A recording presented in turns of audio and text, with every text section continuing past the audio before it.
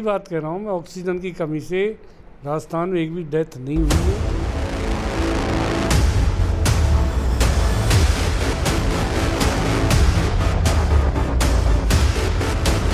मोहल्ला क्लिनिक क्या है, एक अजूबा वैसे ही था वो तो।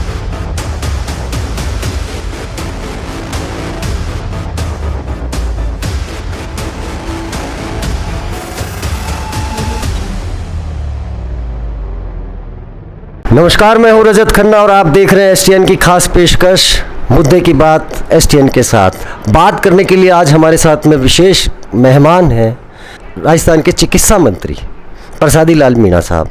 प्रसादी लाल मीणा साहब आज हमारे कोटा के प्रभारी भी हैं और आज उनका कोटा आगमन हुआ। और सबसे पहले आपका स्वागत है। सबसे पहले मैं शुरुआत करूंगा आप ही के डिपार्टमेंट से। चिकित्सा विभाग की क्या स्थिति और इसको लेकर के आप कहां तक संतुष्ट हैं? चिकित्सा विभाग की देश में सबसे बेहतर स्थिति राजस्थान की है। माननीय मुख्यमंत्री महोदय ने पिछले कार्यकाल में निःशुल्क दवाइयों की योजना शुरू की तो अब तक चल रही है। अब उन्होंने इस बजट में, इससे पहले वाले बजट में निःशुल्क जांच, 10 लाख तक का फ्री इलाज, 5 लाख तक का दुर्घटना बीमा, और ये निश्चित रूप से ऐसा किया पूरे देश में राजस्थान से सीख लेनी चाहिए। मैं तो कहूँगा प्रधानमंत्री जी को भी सीख लेनी चाहिए राजस्थान के मुख्यमंत्री जी से। फ्री इलाज, चाहे आपका सोनोग्राफी हो, चाहे आपका सीटी स्कैन हो, कोई जांच हो, कितना ही महंगा इलाज हो, 10 लाख तक का बीमा हर राजस्थानी का उन्होंने किया है। अब फ्री इलाज, सारे सरकारी हॉस्पिटल फ्री इलाज, चाहे ट्रांसप्लांट का हो, किडनी का हो, लीवर का हो, कोई सा भी हो, वो सारे के सारे इलाज फ्री किए, सारी दवाइयाँ फ्री। इतना बड़ा काम जो किया है, निश्चित रूप से राजस्थान में चिरंजीवी स्वास्थ्य बीमा योजना, निःशुल्क स्वास्थ्य बीमा योजना, तो निश्चित रूप से राजस्थान में क्रांति है। इतनी बड़ी क्रांति दूसरे प्रदेश भी राजस्थान के मुख्यमंत्री जी से सीख लेंगे कि आम आदमी को, हमको भी फ्री इलाज देना चाहिए। कितना ही महंगा इलाज हो, पहले डिलीवरी के लिए भी लोग अपने जेवर गिरवी रखते थे, ज़मीन बेचते थे। आज सारी चीज़ें फ्री होने के बाद राजस्थान के लोगों को ये भय नहीं है, बीमारी हो जाएगी तो पैसा कहाँ से लाऊंगा। उनको ये पता है कि राजस्थान के मुख्यमंत्री जी ने 10 लाख तक का हमारा बीमा कर रखा है परिवार का, तो उससे निश्चित रूप से राजस्थान के लोगों को बहुत बड़ी राहत मिली है। बहुत बड़ा फैसला है। इतना बड़ा फैसला अभी मेरे ख्याल से किसी भी सरकार ने नहीं किया। मीणा जी, अपने देश के अंदर जब चर्चा होती है चिकित्सा को लेकर के, तो आजकल एक रोल मॉडल के तौर पे दिल्ली के अस्पतालों का जिक्र होता है, दिल्ली के मोहल्ला क्लिनिकों का जिक्र होता है। क्या आपको लगता है कि वो एक कॉन्सेप्ट अलग है और आपका जो 10 लाख का कॉन्सेप्ट है कि भाई फ्री ऑफ कॉस्ट, ये अलग है? मोहल्ला क्लिनिक वगैरह सब पीछे रह गई। अब तो आपका डिस्ट्रिक्ट हॉस्पिटल है, आपका सुपर स्पेशलिटी है, आपका जो भी अस्पताल है। मोहल्ला क्लिनिक क्या है, एक अजूबा वैसे ही था वो तो। ये इतना बड़ा इलाज, आपका कहीं भी इलाज कराएंगे राजस्थान का निवासी, वहाँ पर फ्री इलाज होगा। 10 लाख तक का किडनी ट्रांसप्लांट मोहल्ला क्लिनिक में होता है क्या? फ्री दवाई मोहल्ला क्लिनिक में मिलती है क्या? फ्री जांच, सीटी स्कैन हो, एमआरआई हो, कोई सी जांच हो, आपकी किडनी का ट्रांसप्लांट हो, ये मोहल्ला क्लिनिक में होती है। वो तो बहुत पीछे रह गया ना, कुछ है, 5% है राजस्थान के मुकाबले। बहुत बड़ा फैसला जो सरकार ने किया। आज राजस्थान का आदमी भय मुक्त है कि मेरा परिवार का कोई सदस्य बीमार हो जाएगा, उसका फ्री इलाज होगा। ये राजस्थान के लोगों को ही सौभाग्य प्राप्त हुआ है। नहीं मंत्री जी, ये तो चलो ठीक है, लेकिन हम अक्सर जो प्रैक्टिकल और धरातल पे जो चीज़ें देखते हैं उसके अंदर ये पाते हैं कि सीएससी हो, पीएससी हो या जिले का अस्पताल हो, आमतौर पे डॉक्टर्स और नर्सेज की वो अनुपातिक वहाँ नज़र नहीं आता। उसमें कितना डिफरेंस है? देखो, डॉक्टर, नर्स, ये सब नर्सिंग कर्मी है, डॉक्टर्स है, सब जगह आपको मिलेंगे। और उनका हमने कलेक्टर्स को अधिकृत कर दिया, जहाँ भी नर्सिंग कर्मी नहीं है, डॉक्टर नहीं है, वो कलेक्टर्स को ऑथराइज कर दिया, वो यूटीबी में लेकर सबकी भर्ती कर दी। अच्छा, वो खुद कर सकते हैं? कलेक्टर को पावर दे दिया हमने। कलेक्टर खुद यूटीबी पर भर्ती कर लेगा। जब तक स्थायी तौर पर डॉक्टर वहाँ नहीं आए तब तक वो काम करते रहेंगे। तो ये बहुत बड़ा फैसला है। तो कलेक्टर को हमने ऑथराइज कर दिया। कलेक्टर की जिम्मेदारी है कि हमारा नर्सिंग कर्मी या डॉक्टर है कि नहीं है, कलेक्टर को देखना है। सदन में आपका एक बहुत जोशीला फैसला जिसको सराहा गया और आपने बड़ी कठोरता के साथ में सदन में ये बात रखी थी कि मैं डेपुटेशन सहन नहीं करूँगा। कई डॉक्टर्स इधर से उधर अपना कहीं काम करते हैं, कहीं डेपुटेशन कराते हैं, अब उसकी क्या स्थिति है? डॉक्टर हो चाहे नर्सिंग कर्मी हो, हमने डेपुटेशन समाप्त कर दिया। और जो डेपुटेशन समाप्त कर दिया, और एक बहुत ऐतिहासिक फैसला हुआ है सारे सदन ने, विपक्ष में भी, माने कटारिया जी हो, राठौड़ जी हो, इन्होंने एक स्वीकार किया कि हम इस फैसले को लागू नहीं कर सके, कोशिश की थी, हम लागू नहीं कर सके। तभी आपकी सराहना हुई। मेरे को कहा कि अगर आप इसको करेंगे तो आप निश्चित रूप से सराहना के पात्र। हमने उसको लागू किया और एक भी ऑर्डर हमने सबको भेज दिया। जो डॉक्टर जाके ज्वाइन नहीं करेंगे, नर्सिंग कर्मी ज्वाइन नहीं करेंगे, सबका वेतन रोक रखा है। आप मूल स्थान पर जाओगे तभी आपको वेतन मिलेगा, नहीं तो आपको वेतन नहीं मिलेगा। कोई संख्या ऐसे डॉक्टर्स कितने होंगे जिनको अभी तक करीब ज्वाइन नहीं कर रहे हैं? नहीं, थोड़े बहुत रहे, 10, 20, 50 होंगे, मैंने कोई गिनती नहीं की, पर सबको रिलीव कर दिया हमने। एक भी डेपुटेशन ना हमने किया है, ना आज कोई डेपुटेशन पे कोई काम कर रहा है। नर्सिंग कर्मी हो, डॉक्टर हो, सबका डेपुटेशन, जहाँ पर उसकी पोस्टिंग है वहाँ पर काम करे। जहाँ से जिस केंद्र से वेतन ले रहा है, CSC PSC पर, सब सेंटर पर, वहाँ वो काम करे, उसको वेतन मिलेगा। वह काम ही नहीं करेगा, वेतन किस बात का? सही बात। हमने इसको माननीय मुख्यमंत्री जी के निर्देश से इस फैसले को लागू करने में हमको बहुत प्रशंसा है। आज वहाँ पर डॉक्टर चले गए, नर्सिंग कर्मी चले गए, और हमारे पास कोई अब डेपुटेशन की सिफारिश के लिए भी कोई माननीय विधायक का पत्र नहीं आता। 2 साल पूरे देश ने भुगता, पूरी दुनिया ने भुगता, कोरोना काल चल रहा था। कोरोना काल में अभी आपने कहा कि भाई हमारे मुख्यमंत्री ने, राजस्थान ने बहुत अच्छा काम किया, बहुत कुछ किया, लेकिन एक जो सवाल आया जो बड़ा गंभीर था, केंद्र की तरफ से ये कहा गया कि ऑक्सीजन की कमी से कोई नहीं मरा। आप कहाँ तक सहमत? सही बात कह रहा हूँ मैं, ऑक्सीजन की कमी से राजस्थान में एक भी डेथ नहीं हुई है। ये हम सौभाग्यशाली है। हमने जो भी वैकल्पिक व्यवस्थाएं की, कंसंट्रेटर 40,000 खरीदे, ऑक्सीजन प्लांट लगाए, बाहर से गैस जहाँ से भी हमको अवेलेबल हुआ वहाँ से हम ऑक्सीजन गैस लाकर लोगों के प्राण बचाए। ये कह सकता हूँ एक भी डेथ राजस्थान में ऑक्सीजन की कमी से नहीं हुई। किस वजह से हुई? काफ़ी मौतें तो फिर भी हुई। कौन? नहीं, मौतें तो हुई, हम कह रहे हैं ना, मौतें तो हुई, पर देश के मुकाबले, दूसरे प्रदेशों के मुकाबले हमारे मौत का आंकड़ा बहुत कम है। और निश्चित रूप से राजस्थान की प्रशंसा मैं नहीं कर रहा हूँ। प्रधानमंत्री जी ने कहा राजस्थान में कोविड में अच्छा काम किया, भीलवाड़ा मॉडल हमारे पूरे देश में फेमस हुआ, तो निश्चित रूप से राजस्थान ने काम किया, तभी तो प्रधानमंत्री जी ने, हमारे मुख्यमंत्री जी की तारीफ़ की। हम अच्छा काम करें, हमने कितना भी महंगा इलाज, सारा कोविड में इलाज हमने फ्री किया, किसी भी कोविड पेशेंट का एक पैसा भी खर्च नहीं हुआ। चाहे रेमडेसिविर इंजेक्शन हो जो उस समय अवेलेबल नहीं हुए, ये पहला प्रदेश है हमारे मुख्यमंत्री जी ने स्पेशल प्लेन भेजकर बॉम्बे से इंजेक्शन मिलाया, सबको फ्री लगाए, चाहे वो 10,000 का है या 20,000 का है, 40,000 का है, कोई भी आए, हमने सबको फ्री इंजेक्शन लगाया, एक पैसा भी कोविड में खर्च नहीं हुआ। इसलिए प्रधानमंत्री जी ने हमारे मुख्यमंत्री जी की तारीफ़ की। मंत्री जी, 2 साल के अंदर कहीं कहीं वित्तीय अनियमितताओं की भी शिकायतें रही होंगी। कुछ ऐसे मामले सामने आए जब कोरोना काल में कुछ अधिकारियों ने या कुछ गड़बड़ियां की हो, उनका कोई सर्वे या कोई ऑडिट आपके सामने आई हो? देखो, हमारे सब अधिकारियों ने अच्छा काम किया, डॉक्टर हो, नर्सिंग कर्मी हो, हमारे प्रशासन के अधिकारी हो, हमारे पुलिस के अधिकारी हो, कर्मी हो, सब ने कोविड में तन मन से मदद की है, अच्छा काम किया है। अच्छे काम के बलबूते ही हमने इस कोविड की बीमारी से निजात पाई है। सब ने अच्छा काम किया, वैक्सीनेशन का काम भी हमारे बहुत अच्छा किया। निश्चित रूप से हमारे यहाँ पर हमारे कर्मियों ने, शिक्षा कर्मियों ने, नर्सिंग ने, स्टाफ ने, जो भी हमारे प्रशासन थे, पुलिस ने भी हमारा अच्छा काम किया है। सब निश्चित रूप से धन्यवाद के पात्र हैं। कोई अनियमितता नहीं हुई, ना किसी तरह की कोई शिकायत आई, इसलिए कोई जांच कराने का सवाल ही नहीं है। केंद्र से आपको पर्याप्त मदद मिलती रही कि वेंटिलेटर्स वगैरह की कोई कमी वगैरह रही तो उन्होंने पूरे किए? केंद्र ने भी हमको पूरी मदद दी है, केंद्र ने भी समय समय पर हमारी मदद की है। ECPR का पैसा भी हमको दिया है, उसका हमने उपयोग किया है। दवाइयाँ भी दी है, सब तरह के वेंटिलेटर्स भी दिए हैं। केंद्र ने वैक्सीनेशन हमको पूरा फ्री दिया। निश्चित रूप से केंद्र भी ने जो मदद की उसके लिए भी प्रधानमंत्री जी को हमारी सरकार की ओर से मुख्यमंत्री जी पहले धन्यवाद दे चुके, इसलिए केंद्र ने भी हमारा अच्छा मदद किया। उसके लिए हम कहीं भी कोई कोताही नहीं बरते उनको धन्यवाद देने में। बात अब राजनीति की कर लें।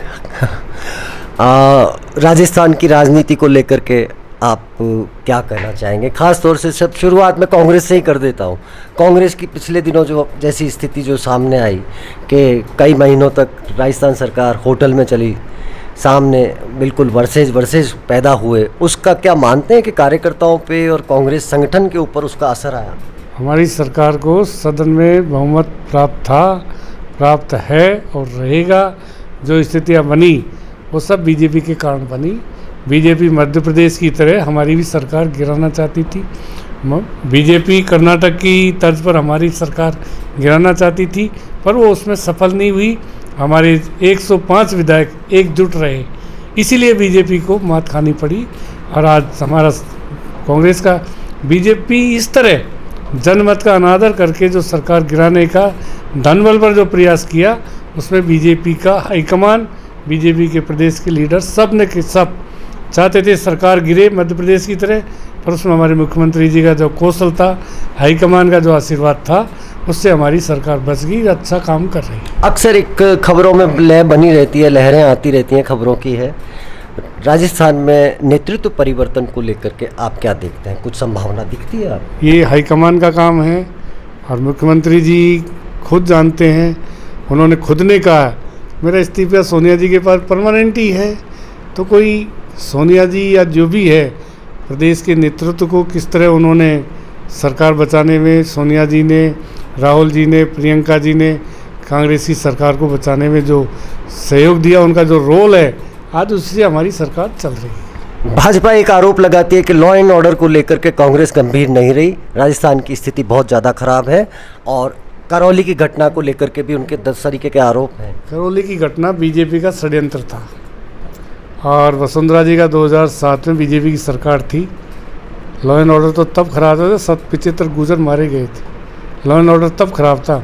हमारी पुलिस की गोली से अशोक जी के राज में कभी भी आज तक एक आदमी पुलिस की गोली से नहीं मारा गया। उनके राज में 75 लोग मारे गए थे। लॉ एंड ऑर्डर उनके टाइम खराब था या हमारे टाइम खराब है? वो बात करें विधानसभा में, बात करते विधानसभा में, चला है 2 महीने 1 महीने सत्र। हमारी लॉ एंड ऑर्डर बिल्कुल ठीक है। ये जो भी किया करौली में सब बीजेपी का, जो राजाराम वहाँ का इनका सौम्या गुर्जर का जो पति है उसका षड्यंत्र है, उसके द्वारा कराया गया है। निश्चित रूप से वो अभी फरार है। तो निश्चित रूप से फरारी लोग, बीजेपी के षड्यंत्रकारी लोग, करौली की घटना क्या है? करौली की घटना इनका किया हुआ षड्यंत्र है। हमने उसमें ठोस कार्रवाई की, आज वहाँ पर शांति है, किसी तरह की कोई बात नहीं। सामान्य जीवन, सामान्य लोगों का। और जो फरारी लोग हैं वो सब बीजेपी के लोग हैं। कभी न कभी तो आएंगे बीजेपी के, उनकी संपत्ति कुर्क करेंगे, उनके खिलाफ वारंट करेंगे, भगोड़ा घोषित करेंगे। तो ये तो बीजेपी के प्रैक्टिस है। हमारा जो बजट आया स्टेट का, उससे बीजेपी बौखला गई है। आज फ्री दवाई, 10 लाख तक का फ्री इलाज, ओपीएस स्कीम लागू करना देश में पहली बार किसी मुख्यमंत्री ने, किसी सरकार ने हिम्मत की है, ओपीएस को लागू किया है। क्यों नहीं? बीजेपी क्यों नहीं करती अपने बीजेपी शासित राज्यों में? आज महिलाओं को 1 करोड़ 33 लाख स्मार्टफोन देंगे, जो अशोक गहलोत से सीधी बात करेगी महिलाएं। क्या तकलीफ है उनकी? लॉ एंड ऑर्डर ठीक है। आप तो तुलना कर दीजिए, 2007 में जब बीजेपी का राज था, 75 गुर्जर पुलिस की गोली से मारे गए थे। आज हमारे राज में कभी भी, अशोक गहलोत के राज में एक भी कोई पुलिस की गोली से प्रदेश में किसी जनहानि नहीं हुई। ये सबसे बड़ा हमारा प्रमाण है। इसलिए लॉ एंड ऑर्डर की बात करना बीजेपी को तो बेईमानी है। वो इस वजह से बौखला गई है। उन्होंने सोच लिया कि हमारा क्या होगा, इसलिए इधर उधर की बातें करते। अलवर राजगढ़ का क्या किस्सा? अलवर राजगढ़ भी बीजेपी का चेयरमैन है। उसने प्रस्ताव लिया है, उसने बुलडोजर चलवाया है, बीजेपी ने वहाँ मंदिर तोड़ा है। अपनी गलती को छिपाने के लिए बीजेपी कर रही है। हमने कह दिया, हमने चेयरमैन को भी सस्पेंड किया, एसडीओ को भी किया, ईओ को भी किया। इतनी बड़ी हिम्मत की, तीनों को सस्पेंड कर दिया। जिन्होंने गलती की उनको कीमत चुकानी पड़ेगी। और निश्चित रूप से हम कह दिया कि हम मंदिर को वापस बनाएंगे। बीजेपी का बोर्ड हो, बीजेपी का चेयरमैन हो, बीजेपी के लोग बुलडोजर चलाए, ये बेशर्मों को बात करते हैं, शर्म नहीं आती? किसकी गलती से मंदिर टूटा? किसकी गलती से हमारे राजगढ़ में घटना घटी? कम से कम दिल पर हाथ रख के स्वीकार करना चाहिए कि हमारे चेयरमैन ने गलती की। उसको पार्टी से निकालना चाहिए, उसको सज़ा दे, उसके खिलाफ मुकदमा करना चाहिए। हमने तो एसडीओ को भी किया, सबको किया। कहाँ दिक्कत है हमको करने में? हमारा कोई वहाँ बोर्ड नहीं था, हमारा कोई चेयरमैन नहीं था। नगर पालिका का प्रस्ताव हुआ है, उसने एसडीओ की मदद मांगी, एसडीओ ने मदद की है, एसडीओ को भी हमने सस्पेंड किया है। राजगढ़ की घटना हो, करौली की घटना हो, मैं आपसे एक और जो जनरल परसेप्शन का सवाल है, परसेप्शन ये बना हुआ है कि जब मीडिया में इस तरीके की खबरें आती हैं तो कांग्रेस डिफेंडर नहीं हो पाती है, कांग्रेस नहीं समझ पा रही है कि हुआ क्या। आप कह रहे हैं कि भाई बीजेपी का बोर्ड था, लेकिन मीडिया जिस तरीके से 2 या 3 दिन जिस तरीके की रिपोर्टिंग आती रही, आपको लगता है कि कांग्रेस मीडिया का जिस तरीके से टैकल नहीं कर पा रही है, या मीडिया ओवर मतलब उस पर रिएक्शन कर रहा है? मीडिया जानबूझकर ओवर कर रहा होगा। मीडिया को पता है बोर्ड किसका है। कांग्रेस का बोर्ड है क्या वहाँ? कांग्रेस का चेयरमैन है क्या वहाँ? ये तो मीडिया को ही सोचना चाहिए कहने से पहले कि बोर्ड का चेयरमैन फैसला ले, बोर्ड वहाँ पर उनका पूरा बहुमत हो, बहुमत से फैसला ले, वो कार्रवाई करे। हमने तो एसडीओ ने गलती की, एसडीओ को सस्पेंड किया हमने, तो किसी को भी नहीं बख्शा है। इसलिए कल यहाँ पर एक बोर्ड बीजेपी का और वो कोई फैसला करे, क्या उसके फैसले को हम रोकेंगे? फैसला कोई करे, बीजेपी का बोर्ड हो, बीजेपी की सरकार ने 2007 में 75 गुजर मारे थे, क्या हमने रोक दिया क्या? तो उनको ही सोचना चाहिए कि हम लोगों पे गोली क्यों चला रहे हैं। तो चेयरमैन का है, चेयरमैन को जेल भेजना चाहिए, मुकदमा दर्ज होना चाहिए। बीजेपी के लोग गलती करके दूसरे पे थोपने की कोशिश करते हैं, जबकि खुद को कलेजे पे हाथ रखना चाहिए। हमारे चेयरमैन ने गलती की, हम उसको पार्टी से निकालेंगे। हमारे इसी कार्यकर्ता ने गलती की, हम उसको पार्टी से निकालेंगे। अगर हमारी पार्टी का चेयरमैन होता तो अब तक हम उसको भी सस्पेंड कर देते, उसको भी बाहर निकाल देते पार्टी से। ये बीजेपी में निर्णय लेने की क्षमता नहीं है। हर आदमी सीएम बनना चाहता है, 7-8 सीएम हो रहे हैं। जो एक पहली बार एमएलए बने वो भी सीएम बनना चाहता है। अरे अभी पहली क्लास में पढ़ रहे हो, ABCD राजनीति की जानते नहीं, और सीएम बनने की दावेदारी कर, पहली बार बने, पहली बार के लोग ही सीएम बन जाएंगे, फिर तो राजस्थान का बंटा ढार हो जाएगा, राजस्थान का कोई धनी धोरी नहीं रहेगा। इसलिए लोग, बीजेपी के लोग अपनी गलतियों को, हमारे जो बजट से बौखला गए, बजट इतना सुंदर दिया, OPS के बारे में इनको बोलने का एक शब्द नहीं है। बिजली फ्री कर दिया किसान का, 6 लाख किसानों का बिजली बिल शून्य, 50 यूनिट तक फ्री, 150, 200, 300 यूनिट तक सब्सिडी और कर देंगे फ्री। आम आदमी को जो राहत दी अशोक जी गहलोत ने, वो राजस्थान की एक मिसाल है। जो स्मार्टफोन महिलाओं को देंगे, जिस तरह की हमने मेडिकल की व्यवस्था की, एजुकेशन के इंग्लिश मीडियम स्कूल खोले, वो राजस्थान की तरक्की में एक तरह से मील का पत्थर साबित होगा। अब बीजेपी को महंगाई के अपना ध्यान बटाने के लिए, महंगाई डीजल, पेट्रोल, गैस, तेल, गेहूँ, जो भी चीज़ें हैं, आज आसमान में तेल कहाँ, आम आदमी तेल का उपयोग कर सकते हैं। सब्जियाँ देख लो, नींबू 300 रुपये किलो, कोई कंट्रोल नहीं। इन्होंने डीजल को वापस बढ़ा दिया, रोज़ पैसे बढ़ाना, 3 महीने तक एक पैसा नहीं बढ़ा। जो रिजल्ट आए, रोज़ बढ़े पैसे, 15-20 दिन रोज़ बढ़े। ये क्या तरीका है? कांग्रेस का भी बहुत लंबे शासन रहा है, यूपीए का भी रहा है, इतना पैसा कभी नहीं बढ़ा है। तो मोदी जी खुद अपनी गलती छिपाने के लिए, महंगाई से ध्यान हटाने के लिए इस तरह का काम कर रहे हैं। मोदी जी ने कल ही सलाह दी है कि भाई मुख्यमंत्री ध्यान दें, खासतौर से उसने तो नाम लिया है प्रतिपक्षी पार्टियों का। ये सही बात है। जो एक्साइज ड्यूटी थी, एक्साइज ड्यूटी को सेंटर ने बढ़ाया। पहले एक्साइज ड्यूटी बहुत कम लगती थी, एक्साइज ड्यूटी 27 रुपये पेट्रोल पे, 18 या 20 रुपये आज excise duty, special excise duty जो बढ़ाई है, जो एक्साइज ड्यूटी उसको कम किया है, स्पेशल को बढ़ाया है, तो वो सारा का सारा पैसा सेंटर को ही मिलता है। जो एक्साइज ड्यूटी वो पुरानी थी, वो तो बहुत कम, 2-3-4 रुपये है, उसमें से स्टेट को हिस्सा मिलता है। तो निश्चित रूप से पेट्रोल डीजल के भाव ज़्यादा है, ये सबकी चिंता का विषय है। कल प्रधानमंत्री जी ने भी कहा है, कई स्टेट ने कम किया है, हमने भी पहले कम किया था 4 और 5 रुपये पेट्रोल और गैस पर, और ज़रूरत पड़ेगी और फैसला लेंगे। जी, भारतीय जनता पार्टी के कल बहुत सारे नेता हमारे कोटा में हैं, आप क्या सलाह देना कोटा तो आते जाते थे, बंद करो, मदन जी आ गए ना। कोटा, मदन जी कोटा में रहते हैं, और बिरला जी कोटा में रहते हैं, अपने संदीप जी, तो कोटा तो गढ़ है, शुरू से पहले भी गढ़ रहा है, अब भी गढ़ है। चलिए, बहुत बहुत शुक्रिया, आपने अपना बहुत समय। पहले चतुर्वेदी थे, अपने के गोयल जी थे, हरिकुमार औदित थे, रघुवीर को, सब कोटा के थे, दाऊ दयाल जी थे, सब थे, सब एमएलए रहे हमारे साथ। कोटा तो गढ़ रहा है, तो कोटा माना जाना कोई बुरी बात नहीं है। बीजेपी का नेताओं का गढ़ रहा है, चाहे कांग्रेस के हो चाहे बीजेपी, सबका कोटा एक तरह से। आप सलाह देना चाहेंगे कि समाज में शांति किस तरह से कायम हो, इसके लिए भारतीय जनता शांति पार्टी रहे, सबकी कोशिश यही होनी चाहिए कि हमारे भाईचारा बना रहे, आपस में शांति रहे, और निश्चित रूप से प्रदेश के लोगों को ये संदेश देना चाहेंगे आपसी भाईचारा। बहुत बहुत शुक्रिया, आपने अपना समय निकाला। आप थे प्रसादी लाल जी मीणा, चिकित्सा मंत्री हमारे साथ। अगले नेक्स्ट प्रोग्राम में फिर मुलाकात करते हैं।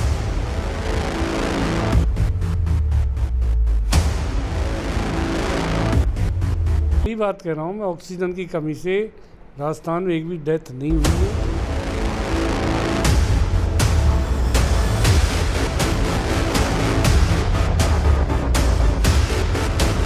मोहल्ला क्लिनिक क्या है, एक अजूबा वैसे ही था वो तो।